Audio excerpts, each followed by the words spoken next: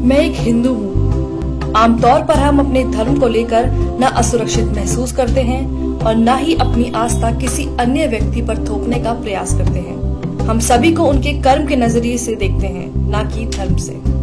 लेकिन आजकल मेरे समाज और मेरी धार्मिक भावनाओं को ठेस पहुंचाना कुछ लोगों की आदत बन गई है। इंडिया की पहली प्लास्टिक सर्जरी इंडिया में हुई है। पता है किसकी? गणेश की।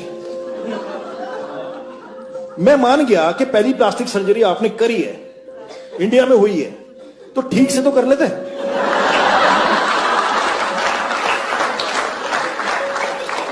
इसको देख के तो यही लगता है कि गांजा फूक के नहीं करना चाहिए सर। क्या ये इन्हें किसी तरह से ज्यादा बुद्धिजीवी बनाता है? आपको ऐसे बहुत से वीडियो मिल जाएंगे जिसमें कॉमेडी के नाम पर लगातार हिंदू धर्म और हिंदू देवी देवताओं का मजाक उड़ाया जाता है। Indian women just celebrated Karwa Chauth, or as I like to call it, Karwa. और सबसे ज्यादा अचरज की बात तो ये है कि इनकी कॉमेडी में जो आम बात है वह हिंदू है। इसमें हिंदुओं को जिंदा जला दिया। Fuck, that's bad. मरने के बाद जलाते ना। ये लोग मेरी धार्मिक भावनाओं को ठेस पहुंचाते हैं और लोगों को मेरे ही धर्म के बारे में झूठी बातें बताकर मेरे ही भगवान को नीचा दिखाते हैं और उम्मीद करते हैं कि मैं इनकी घटियापन पर हंसूं। गणपति बाप्पा मोरिया, शीला की जवानी, गणपति बाप्पा मोरिया, मुंडी है हरामी, At one point we just start banging our nipples for some reason. मेरा भगवान आया 1.5 दिन के लिए, मेरा भगवान आया 3 दिन के लिए, बाजू वाले का 5 दिन के लिए, बाहर के मंडली का 7 दिन के लिए। गुप्ता नहीं है क्या यार इन लोगों को? पहले मुझे लगता था कि ये लोग मोदी सरकार के खिलाफ हैं और उनका विरोध कर रहे हैं, लेकिन अब मेरे साथ साथ बहुत से लोगों को ये पता चल चुका है कि ये लोग सरकार के साथ साथ मेरे धर्म को भी नीचा दिखाने की मंशा रखते हैं। एक पवित्र विश्वास को खत्म करना चाहते हैं। मेरे विश्वास और गर्व को नीचा दिखाकर खुद की मान्यताओं को ऊंचा करना चाहते हैं। कॉमेडियन सुरलीन कौर इस्कॉन को मानने वालों की तुलना पॉर्न से कर रही है।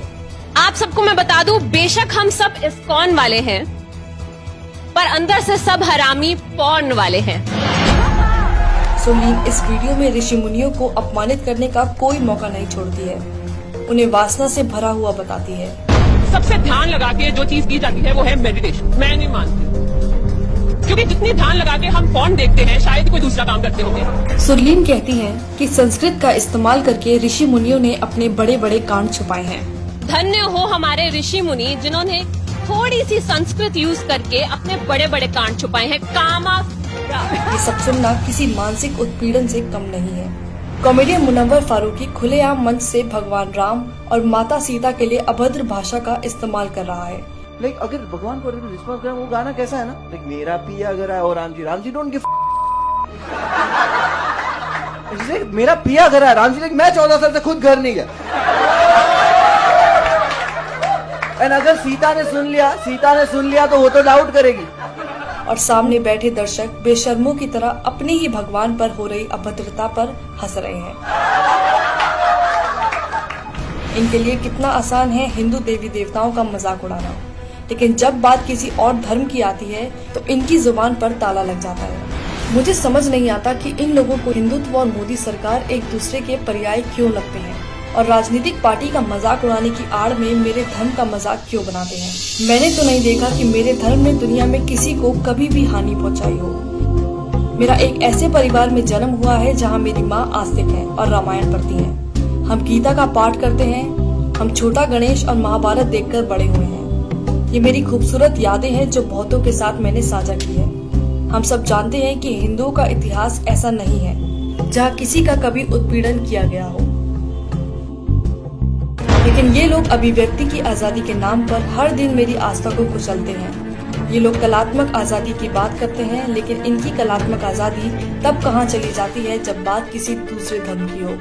क्या केवल हिंदू देवी देवताओं का ही मजाक उड़ाना सेकुलरिज्म है? हमारे भगवान ने इंडिया से श्रीलंका ब्रिज बना दिया उस समय बिना LNT के। क्या अभिव्यक्ति की आजादी के अधीन केवल हिंदू देवी देवता ही आते हैं? क्या इन लोगों ने सिर्फ हिंदुओं की धार्मिक भावनाओं को ठेस पहुंचाने और हिंदू देवी देवताओं का अपमान करने का बीड़ा उठाया हुआ है? मेरे ख्याल से एक कॉमेडियन का काम मजाकिया चुटकुले बनाना है जिसे लोग सच में समझ पाएं और जिससे उनका मनोरंजन हो, लेकिन मनोरंजन के नाम पर केवल एक धर्म की आस्था और मान्यताओं को गाली देना, उसको लेकर भद्दे शब्दों का इस्तेमाल करना, ये किस प्रकार की कॉमेडी है। और विडंबना की बात तो ये है कि ऐसा करने के बाद भी अंत में ये लोग हिंदुओं को ही असहिष्णु घोषित कर देते हैं।